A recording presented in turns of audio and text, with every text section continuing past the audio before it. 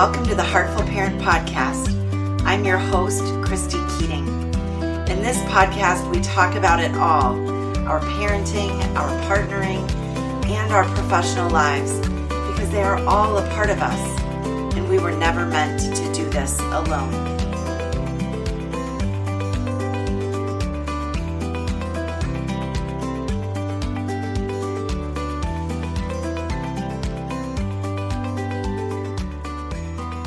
Hey there, everyone. Welcome back to another week of the Heartful Parent Podcast. I'm excited for today's guest because you, if you've been following the podcast, have heard from her before. I am talking to the fabulous Teri Schmidt today. Teri is the director of Stronger to Serve coaching and team building, where she uses her 20 plus years of experience in coaching, leadership, and performance improvement to seamlessly integrate team building, leadership development, and community service. Teri's workshops and coaching cultivate empowered individuals, cohesive teams, and impactful contributions to society. She also hosts the Strong Leaders Serve podcast, which inspires leaders to make their workplaces more compassionate and just through their leadership without burning out. If that wasn't impressive enough, Teri is also an Ironman triathlete. Okay, I just want to comment. I have done triathlons in my days. I used to do a bunch of them. Love them. I never did an Ironman. Amazing. Anyway, Teri's an Ironman triathlete. She loves to be out in nature, backpacking, camping, and also does some occasional rock climbing. She currently lives outside of Dallas with her three favorite people, her husband, Jeff, and her two teenage kids, Tyler and Megan. Now, before you pause and ask yourself, well, what does this have to do with the Heartful Parent Podcast? Couple of reminders. One, as we say, or as I say in the intro, on this podcast, we talk about parenting, partnering, and our professional lives, because I think they are intrinsically intertwined. We cannot separate how we behave in one space from how we behave in another space. And if our home life is excelling and doing really, like we're feeling really good, we often are also feeling really good and excelling in the workplace. And if we're struggling at home, we're often struggling at work, right? Like if our kids are really challenging and we're exhausted and we don't know what to do with parenting, and that cannot help but rub off in our professional lives. Now, I also think that the skills that we need in those two spaces, there is a ton of overlap, right? So when we're talking about leadership skills in the workplace, we're really also talking about leadership skills at home. They're not divisible, if you will.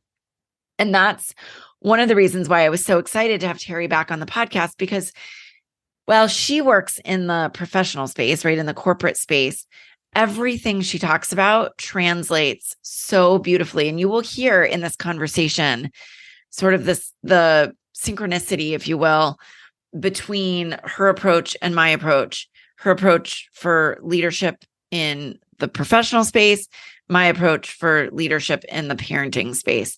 And I just think it's really fun and exciting. I also, as you listen, stick around till the very end, because I issue at the end of this conversation a challenge or an invitation to you. Yes, you. And I would love for you to take me up on that challenge or invitation and email me your answer. That's all I'm going to tell you. It's just a little teaser, but I'd love to hear your answer. So without further ado, Teri Schmidt. Teri, it is so great to have you back on the Heartful Parent Podcast. I think this is time number 2, and I know we're going to dig into exciting stuff. So welcome. Well, thank you, Christy. I am thrilled to be back. So, last time we really talked about the framework that you use in the work that you do that helps parents and professionals kind of level up, if you will. For those listeners who didn't hear that episode, and of course, if you're listening right now, I would encourage you to go back and listen to the previous episode that we'll link in the show notes where Teri joined us. But Teri, for those who didn't listen to it or haven't made it there yet, do you mind just giving a real short recap of that framework that you shared with us on that episode?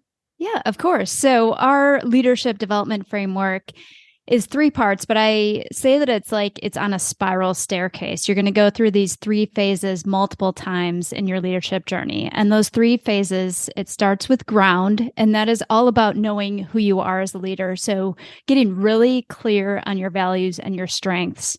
And then we go to grow, which is all about confidence. So getting confidence in those skills that you're going to need day to day, whether that be conflict management, whether that be giving clear expectations and feedback, et cetera. Really growing those confidence in those leadership skills that you are going to need. And then finally, give.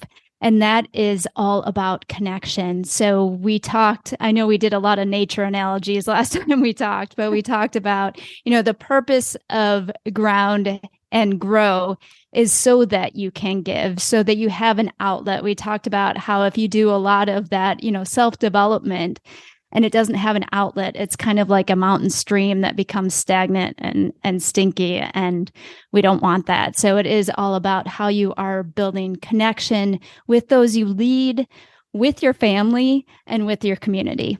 Yeah, thank you for that. So, one of the things I loved about that conversation, and I think leads us so nicely into what we're talking about today, is that the skills that you teach and that you work with women on in a professional setting really are universally applicable. So that was one of the things that was a huge takeaway for me. And I think some of our listeners, last time we talked, that this ground, grow, give framework, yes, super important professionally, also applies at home. And what we're going to talk about today does the same thing. So I know, and I shared this with folks in the intro, that we are going to talk about leadership. And I think we often think, I'm going to be really honest with you, Teri, and this, I'm almost embarrassed to say this because I am a woman. This is the second part of my professional career. I love being a professional. I love the work that I get to do. And I love being a leader in my space as much as I loved being a leader in the space that I previously occupied as a lawyer. And sometimes I feel like the patriarchy still comes kind of crashing in. And when I think of leadership, we think of men, right? Especially in the professional world, but maybe even in the family as well. I think of men, often, let's be honest, white men. Because that was the model for leadership for so long. And in many ways still is, even though we're seeing shifts. They're not as seismic as I think you and I would both like to be seeing. But that's why we're doing the work we're doing, right? Is so that the seismic shifts start to happen.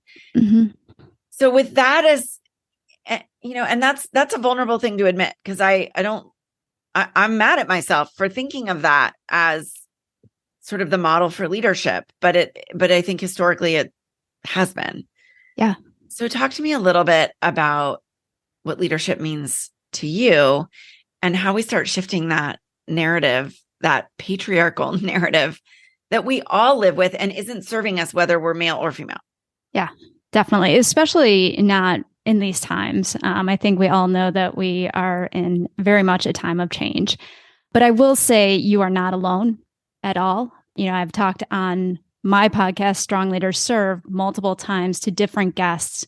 I had one guest who was a professor of women's leadership, and her opening exercise for her course was always to ask all these talented women in her class, how many of them consider themselves leaders?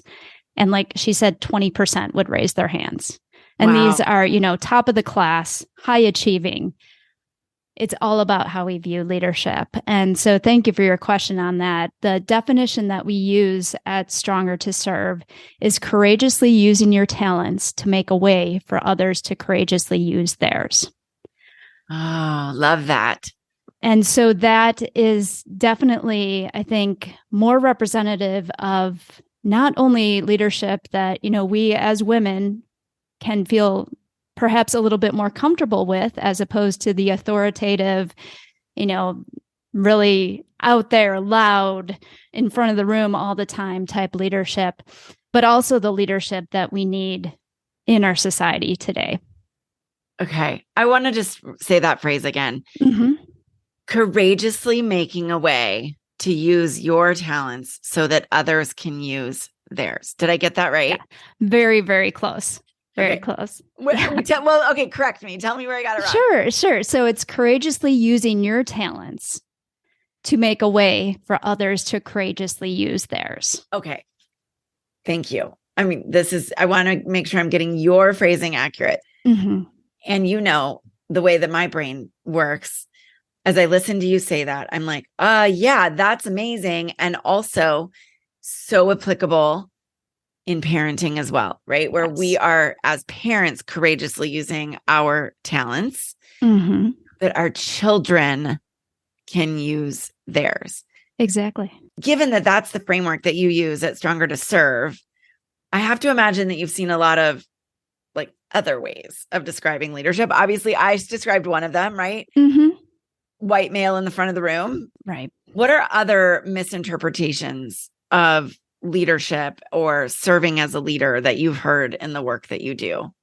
Yeah, I mean, there are a plethora of different ways that leadership is viewed, but I will hone in on that last part of your question, that serving as a leader, because actually, I had a bit of a moment 6 or so months ago where I started to see people saying, let's get rid of servant leadership. That's not helpful anymore. That leads to burnout. And I was thinking, oh no, I have the word serve in everything we do. It's Stronger to Serve. My podcast is Strong Leaders Serve. And it really made me think, why is that? And what do I mean by serving? And, as I started to really reflect on it, I started to think about the traps that people can fall into when they are describing what they mean by serving as a leader. Really, if they do fall into these traps, yes, it can lead to burnout of the leader, but not just the leader, it can lead to burnout of their team. And I can dig into that a little bit. Yeah. But for example, one of those traps is to think of serving as a leader as rescuing. So Stephen Karpman came up with this framework called the drama triangle. And the three vertices of the triangle, on the top you have the hero, and then you have the villain, and then you have the victim. Sometimes leaders who want to play in that rescuer role are being the hero, which means that they are going to get rid of the short-term pain right away because it makes them feel good. And it also makes the other person feel good temporarily. Yeah. The problem is, and obviously this relates very much to parenting, and I can get in some specific examples, but the problem is that, first of all, you're not helping your employee grow at all. Mm-hmm. And second of all, that employee can get into the victim role. And where I said that can lead to their burnout as well as yours. I mean, yours is pretty obvious because you're always jumping in. You can't even do your own work because you're always doing the work for everyone else. But for the employees, Gallup actually just came out with a report that talks about the number one cause of employee burnout is unfair treatment by the manager. And you can see how if you are in that rescuer or hero role, you're not going to be able to do it for everyone equally all the time, just like you're not able to necessarily do that for your kids equally all of the time. And so that's one way. Just touching on the parenting, I tell the story about my dad, and he always gave the parenting advice of, Teri, it's all about consistency and follow through. Mm-hmm. And I tell you, when you have a toddler who's screaming for another bedtime story, or you have a teenager who doesn't like the consequence that their behavior warranted, that was kind of like an angel on my shoulder, right? Telling me like consistency and follow through, don't rescue, and the same way we have to do that as leaders at work. Yes. Okay. I mean, I just love this concept because it brings up a lot of the things that I say is, in the parenting world. Like, for example, when we do things for our kids that they are capable of doing for themselves, mm-hmm. we're actually robbing them of the opportunity to feel successful. Yes. And obviously that applies in the workspace as well. So I want to go back though, because we started talking about that idea of serving as a leader or servant mm-hmm. leadership, which has been really a cornerstone of your business model, the work that you do. And then all of a sudden you hear all these people saying, we got to get rid of servant leadership. And it sounds like you sort of arrived at the space of, no, we don't need to get rid of it. We need to understand what it actually means. Yes. And this, I forget what you called it, but the triangle. The drama triangle. The drama triangle. I love that. And we can talk about how the drama triangle comes into play in our families all the time, right? Oh, definitely. One kid is the villain, one kid is the victim. We are the hero. Yeah. And we just create and play into all that drama, right? That is such an apt description. But it's when we're in that hero and rescuing mode that you're saying that's what we got to get rid of, because that's not true servant leadership. Exactly. And I will tell you, I love to work with newer managers or, those who are maybe in their second people leadership role. And this is hard because specifically, if you were a really good individual contributor or a really good technical performer, a lot of your identity came from, getting praise on delivering on specific tasks that were all yours. And now you're in a leadership role. And the temptation is, okay, my team member is doing these really concrete tasks that I know how to do and that I could potentially get some praise and some rewards for. And it looks like they're having a hard time. So why don't I just, kind of jump in and rescue them this one time, as opposed to setting clear expectations, providing structures and feedback so that they can grow into that task, even if they're not able to do it right away. Okay. I really hope that everyone that just heard you say that is also thinking in their heads, oh, that applies to my child as well. When they're learning how to fold clothes or how to tie their shoes or how to make macaroni and cheese or whatever it might be, right? That exactly. It is so tempting to jump in and do it for them. It is. It feels more efficient. And I've said this about myself, I wonder subconsciously, is it, I want this identity of I'm the person who, does everything. And I'm the person who, will take care of everyone's needs. Yeah. And, it feels good, but it's important as a leader and as a parent to identify that that's not where our value comes from. That's not our calling in these roles. Right. So because it feels good, it's easy to slip into that. You've obviously mentioned that that's the thing that leads to burnout. One, because it's exhausting for us as leaders. And because I think what you said, Gallup's, study showed the employees or our children, right, whichever one we're talking about, start to see that as unequal treatment or unfair treatment, which really, same. And that leads to burnout for them. I mentioned that we're sort of robbing them of the ability to feel successful. Is there other fallout? Or is there other bad stuff that comes from rescuing our team members at work or our kids at home? Yeah. I mean, I think it comes down to growth, both your growth and the growth of either the individual you're leading or your child at home, and long-term sustainability. Too, growth of the team, or I guess we could say, sustainability of the family and growth of the family, in that if you are always jumping in, it can almost be, I've described it as, it can create a codependent culture that is not healthy for a work team, that is not healthy for a family. And no one's going to achieve their full potential because they're not being given those, for example, challenge assignments paired with support that will help them to grow. Yeah, that resonates with me because when I do values exercises, and I do them with most of my clients, for me, I have 3 top values, which I invite my clients to find as well. And one of them is growth. And so to think that, that rescuing actually is contrary in my world to one of my values. Now I recognize that growth may not be one of everyone's key values, but it really resonates for me. But then the natural question comes in, which is, okay, I hear you. Servant leadership is great. Rescuing or hero leadership. Heroism is not great. So that brings up two questions for me. One, then what does servant leadership or serving as a leadership really mean? What should it mean? And what are the things, and maybe this is really the same side, two sides of the same question, but what should we be doing instead? It really gets back to that definition that we started with at the beginning for me. And if we were to talk about what servant leadership means, it is about putting others' needs before your own and courageously using your talents to make a way for others to courageously use theirs is a way to put others' needs in front of your own. It doesn't mean bending over backwards. It doesn't mean that your team member or your child becomes the leader and makes all the decisions.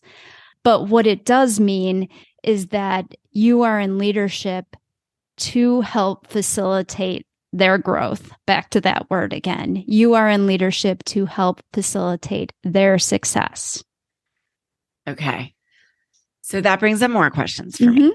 And I know you're the person to answer them because, one of the things that we see, especially in the parenting space, but in the corporate space as well, and maybe this is when we're falling into that hero mentality, is that we are putting everybody else's needs above our own. Right? We're doing, and then we're getting resentful, we're getting burned out, we're now neglecting ourselves. And I hear moms especially, I'm not saying dads don't do this too, but moms in particular saying, I have nothing left to give. Yeah. Because I'm giving. So talk to us a little bit about how we manage to take care of ourselves, not neglect our own needs, either in the professional space or in the family space. Yeah. While also serving as a leader in the way that you're describing. Yeah, exactly. I'm so glad you brought that up because we talked about there being kind of 3 misunderstandings or 3 traps that you can fall into when you're trying to serve as a leader. And the second one is neglecting yourself. Instead of, again, serving as a leader, putting others' needs above your own or making sure that you're supporting their growth doesn't mean that you neglect yourself. You heard that first part of the definition again is courageously using your talents. You can't do that if you neglect yourself. So what do you do instead? Well, a couple of things, and these come from the ground phase of our leadership development model. So when you do take time to identify what your talents, what your strengths are, you can use that to, in a sense, manage your energy. Because, for example, I know that one of my strengths is to be a learner. I know that when I have an opportunity to learn something new, I get a boost of energy. So I will take the time when I have control of my calendar to put in even 15 minutes of maybe listening to a podcast in the middle of other tasks that I need to do so that I know that I can manage my energy in that way. The other way, again, that we talk about in our ground phase is really being clear on your values. And I love that you do that exercise with your clients as well, because once you know what your values are, you can use those to help set your priorities. And you can use those to help set your boundaries. And again, those are all part of courageously using your talents. Yes. Okay. So, this is just so, I think, helpful because we can keep returning to the 3-part framework, right? Which is ground, grow, give. And if we keep returning to this idea that leadership, the first part of that is courageously using our own talents. If we keep that at the forefront of our mind with our values, it makes this easier. And I can totally see how that would, keeping that really present, that our mindsets around that really present could influence the decision-making process at work, at home. But I don't want to go forward without giving you a chance to mention what the third trap is, because you talked about rescuing, and then you said that neglecting yourself is actually the second trap. So what's the third one? The third one is always being nice. Oh, this is hard. So many of us we just want to be liked, right? Exactly. And I contrast that with what you should do, and that's always being kind. Yeah. So, nice is being worried about what other people are going to think about you. Nice is not saying something that needs to be said or not holding someone accountable because you're worried that it might make them feel uncomfortable. Kindness is about doing the opposite. So kindness is about saying what needs to be said in a kind manner, being considerate of others' feelings. But when something needs to be said, saying it. Kindness is being clear and holding people accountable when they need to be held accountable. Now, that's a whole lot easier. And I talk about with teams, that's a whole lot easier if you set up structures ahead of time for how the team is going to hold each other accountable. Right. So, what are we going to do if one person falls behind on a project? What's that going to look like in our team meeting? How are we going to respond? If we have a project that we don't perform as well as we wanted to perform on, are we going to have an after action review or some kind of structure so that we can learn from that? But setting up those accountability practices in advance can really help you to be kind, not nice, in the moment. Okay. Like sometimes I'm just kind of blown away by the synergy of, of people that are on this podcast. And because I think we attract similar energies, right? Which is why, Teri, you and I connected in the first place, why we've, I've been on your podcast. This is now your second time on this one. And here's why I say that, because as I listen to you talking, I'm thinking, well, inside my membership group for parents, I have a whole video on the difference between nice and kind, right? Because there really is a difference. The way I often describe it to my clients when we're talking about this is that, nice is not telling someone that they have broccoli in their teeth because you don't want to have an awkward moment. You don't want to make them feel awkward. Really, what you don't want is you don't want to feel awkward yourself. It's more self-centered, right? Kind is saying, hey, friend, you got a little broccoli in your teeth, and saving them from further embarrassment. Yeah. I mean, that's obviously very different than in a corporate setting, but I think it just illustrates the difference, right? It does. Nice, I love we're more that. worried about us. Kind, we're more worried about them. Yes. Which goes back to your idea of servant leadership. The other thing where I'm feeling a lot of just synergy is this idea of structures. And, I did a whole podcast episode and talked about family meetings and what those can look like in collaborative problem solving. And really what you're describing in the professional world is a family meeting at work. Yeah, exactly. or like expectations for how those meetings run. I love it. I love it. Okay. So as we think about those three things and sort of focusing on our values, focusing on this kindness piece, that's going to feel really maybe counterintuitive, or maybe that's not the right word, but just different than the way things have always been done, right? Especially in the professional space, but perhaps in the family space as well. So when you're working with somebody who is looking to kind of up-level that leadership mindset, what are some of the first steps that you urge them to take, or to kind of start making these shifts in how they think about leadership, but don't burn out? Yeah. I mean, I think it gets back again to the ground, grow, give, because when you do start with knowing who you are as a person, how you are uniquely capable to lead as a person by knowing your strengths, knowing your values, that really is the starting point, because then you know how you can best show up as a leader. And you also have a sense, and we'll go through conversations with this with clients, what is shaping my identity? How reliant is that on getting specific praise for specific tasks that I'm completing? For example, to go back to, one of the risks and temptations that plays into rescuing. So being really aware of that at the beginning, And then it's just about the reps. It's just about getting the practice in. And that's really the grow phase. And that's why I love to do my coaching engagements, if possible, in 6-month terms, at least, because we then have a chance to talk every other week. You have a chance to go back to your team, practice some of these things, try out some new strategies, see what works for you, what doesn't work for you, see where you are falling into temptation and what are some guards that we can put around that for next time. I love that. Okay, I'm going to ask you a question. I hope it's a fair question. Mm-hmm. Obviously, you are a business owner. You've been in the corporate world. You are also a parent. All of these things are a part of your identity. Are you willing to share with us ways that you have courageously used your own talents so that others can use theirs? Yeah. I mean, I would say particularly starting and running the podcast that I've been doing, now we're 144 episodes in, was a really transformative moment and experience for me.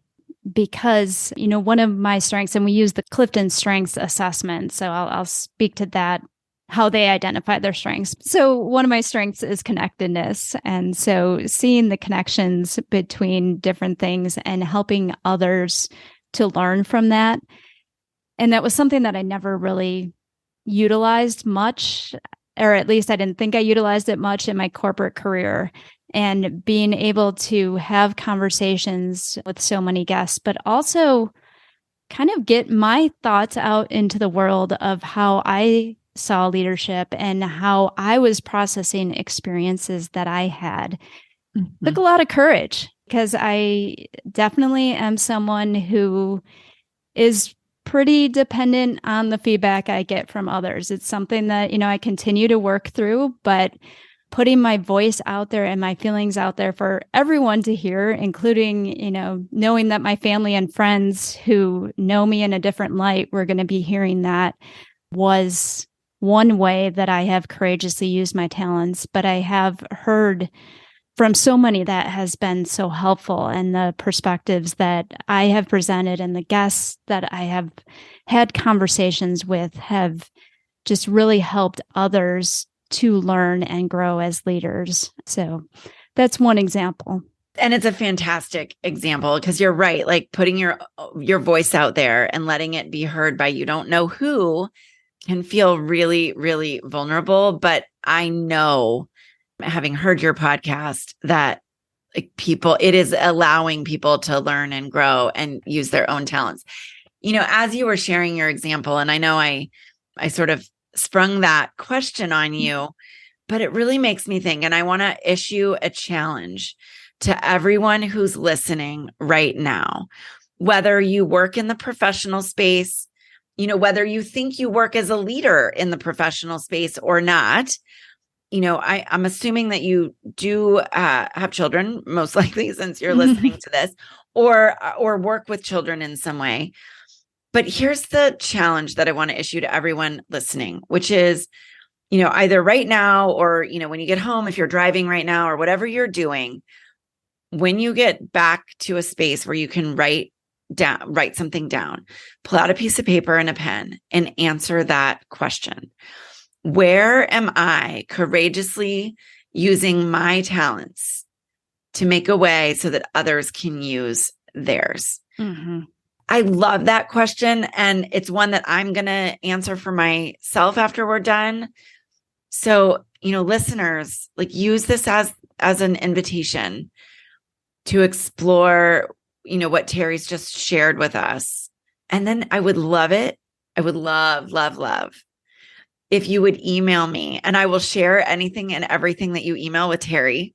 I would love to hear the ways, either at work, at home, or in any other space that you occupy, ways that you are using those talents courageously. And if you can't answer that question, then maybe use it as a different challenge, which is to say, how do I want to courageously start showing up? Mm-hmm. Mm-hmm. I just think that might be a really neat exercise. I agree. I love that. And I would really love to see the responses as well. And I think it's a great, I know everyone's not into kind of New Year's resolutions, but it could be a really nice exercise for December as we do look into starting a new year. Yes, it really could. So, all right, consider yourself invited, challenged, whatever word you choose to use, and email me at Christy@theheartfulparent.com. I will share all of your answers with Teri. But also, Teri, I'd love to give you a chance here to share where people can find you and how can they connect with you, because I know that you offer fabulous services for women who are either in or stepping in to the leadership space in their professional lives. Yeah, exactly. The best place really to find me is on LinkedIn. So if you reach out and just let me know that you listened to this episode, I would love to connect with you there, as well as I do have a gift for all of your listeners. It's an assessment. It's called the Serve and Thrive Leadership Assessment. It's very easy, probably take about 1 or 2 minutes to do, but it goes through questions that will help you to identify if you might be at risk of falling into those 3 traps that we talked through today. And then on the second page, it just gives you some resources for helping to develop the skills that will hopefully make you less likely to be found in those traps. I love that. And we will make sure that free handout that people can get and free assessment. We'll put that in the show notes where people can download that or get access to that. I would encourage people to think through that from a parenting standpoint too, right?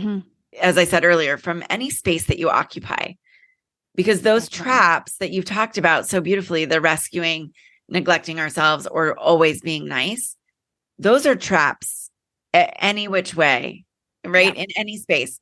In our social spaces, in our professional spaces, in our parenting or family spaces, and even in our partnerships with our spouses or partners. So, Teri, thank you so much for being here, for sharing your wisdom once again. I love being in conversation with you and connected with you. And thank you for offering such a helpful download or assessment for the listeners. Of course. Thank you for having me on again. I always enjoy talking with you. Love it. Thanks, everybody. All right, podcast listeners, thank you so much for joining me for another episode. I hope that you found that conversation with Teri to be really helpful. If you work out in the professional world, I hope it was helpful to you to think about leadership. Whether you are an experienced leader, seasoned leader, a new leader, or whether you don't think you're really in a leadership position, you are. And I think we need to start changing the narrative around who are leaders and what do leaders look like and how do they show up and all of that. And that's why I, in part love this conversation with Teri.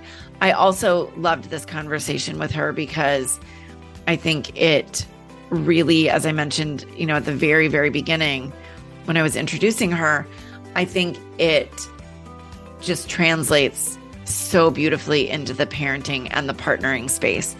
The overlap is real. These things are not divisible. And that was the sort of the framework or the thought behind the invitation or challenge that I issued. I cannot wait to get your emails about, what or how you think about leadership and how you have been courageously using your talents so as to make a way for others to use theirs. And whether that's at home, with your partner, or at work, or all 3, I cannot wait to hear your answers. Email me at Christy@theheartfulparent.com. I look forward to hearing from you.